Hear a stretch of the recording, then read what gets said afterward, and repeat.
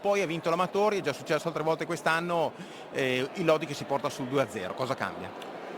Cambia che adesso naturalmente per noi è molto in salita, però ci sono altre 3 partite e quindi come hai detto te molto equilibrate anche le prime 2, quindi daremo tutto per raddrizzare questo risultato. È stata una partita equilibrata, decisa da episodi più che da altre situazioni.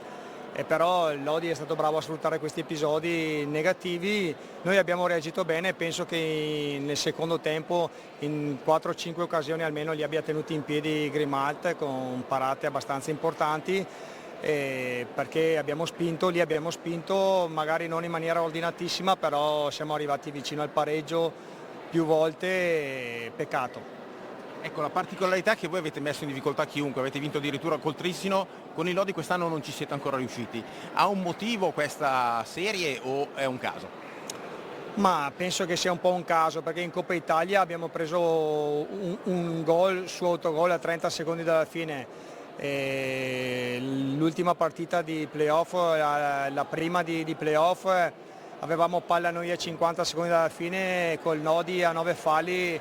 Dovevamo gestire, secondo me, e portarli ai supplementari perché con 9 falli poi diventava pericoloso per loro.